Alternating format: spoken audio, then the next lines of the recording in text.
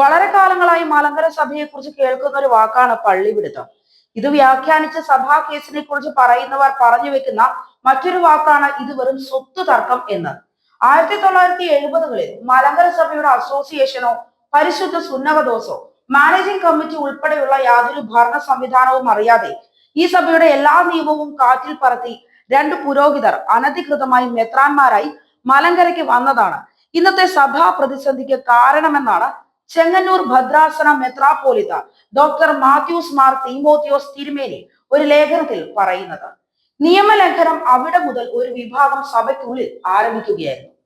അത് ഇന്ന് സുപ്രീം കോടതിയെ പോലും വെല്ലുവിളിക്കുന്ന തരത്തിൽ തുടരുന്നു. നിയമം അനുസരിക്കാതെയും നീതിന്യായ വ്യവസ്ഥകളെ ധിക്കരിച്ചും ജനാധിപത്യ സംവിധാനത്തിൽ ഒരു സമൂഹത്തിന് എത്ര നാൾ മുന്നോട്ട് പോകുവാൻ കഴിയും?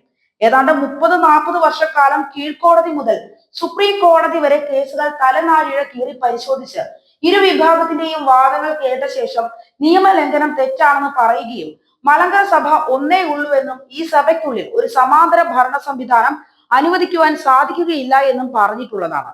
ഇരു വിഭാഗവും അംഗീകരിച്ച് ഒന്നായ 1934 സഭാ ഭരണഘടന പ്രകാരം മാത്രമേ ഇവിടെ സഭാഭരണം നടത്താൻ കഴിയുകയുള്ളൂ എന്ന് പറയുമ്പോൾ അത് അനുസരിക്കുകയല്ലാതെ ഓർത്തഡോക്സ് സഭയ്ക്ക് വേറെ മാർഗമൊന്നുമില്ല.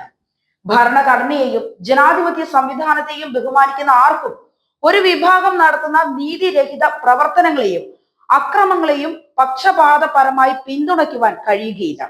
1958 ചെലവ് സഹിതം തള്ളിക്കൊണ്ട് മലങ്കര സഭയ്ക്ക് അനുകൂലമായി വിധി വന്നപ്പോൾ പരിശുദ്ധനായ ഗീവർഗീസ് ദ്വിതീയൻ ബാവ എല്ലാം ക്ഷമിച്ച് മലങ്കര സഭയിലെ സമാധാനം മാത്രം മുന്നിൽ കണ്ട് നടത്തിയ സമാധാന ശ്രമം കാറ്റിൽ പറത്തി 12 വർഷങ്ങൾക്ക് ശേഷം അന്ത്യോക്യൻ മൂവ്മെന്റ് ഉണ്ടാക്കി മലങ്കര സഭയെ വ്യവഹാര ദുഃഖത്തിലേക്ക് തള്ളിയിട്ടത് മറക്കാൻ സാധിക്കില്ല.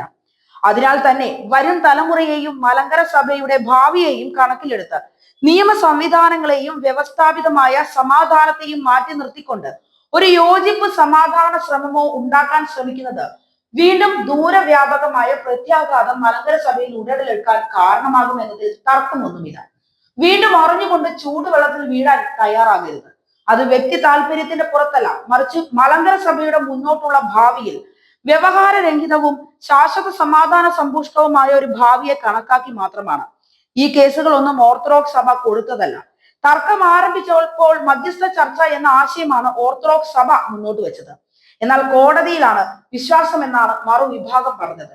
കോടതി വിധി അംഗീകരിക്കുമെന്ന് പറഞ്ഞവർ കോടതി ഇരു വിഭാഗത്തെയും വാദങ്ങൾ കേട്ട ശേഷം ഒരു നിരീക്ഷകനെ നിയമിച്ചപ്പോൾ അത് കോടതിയിൽ അംഗീകരിച്ച മറുവിഭാഗം പിന്നീട് അത് തള്ളി വേറെ ഭരണഘടനയും അസോസിയേഷനും വിളിച്ച് 2002 കോടതിയെ ധിക്കരിച്ച് മുന്നോട്ട് പോയി.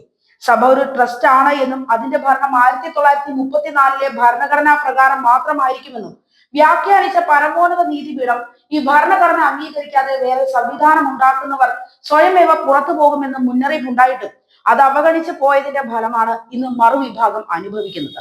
അതിന് ഓർത്തഡോക്സ് സഭ പള്ളി പിടിക്കുന്നു, പള്ളികളിൽ നിന്ന് പുറത്താക്കുന്നു എന്ന് പ്രചരിപ്പിക്കുന്നത് കൊണ്ട് എന്ത് കാര്യം? നിയമവിരുദ്ധമായ സമാന്തര ഭരണം അവസാനിപ്പിച്ച് ഒന്നായ സഭയിൽ നിന്ന് ദൈവത്തെ ആരാധിക്കുക എന്നതാണ് ഓർത്തഡോക്സ് സഭയുടെ നിലപാട്. ഇവിടെ പള്ളി പിടുത്തമോ ഇറക്കി വിടലോ ഇല്ല. ഒന്നായ സഭ എന്നതിൽ തന്നെ അതിലെ അർത്ഥവും അന്തസത്തയും പൂർണ്ണമായി അടങ്ങിയിരിക്കുന്നു. കോടതി വിധി അംഗീകരിച്ച് സമാന്തര ഭരണ സംവിധാനം അവസാനിപ്പിച്ചു കഴിഞ്ഞ ഒന്നായ സഭയിൽ സഭാ സമാധാന പൂർണ്ണതയ്ക്ക് ആവശ്യമായ ചർച്ചകൾ നടത്താവുന്നതാണ്.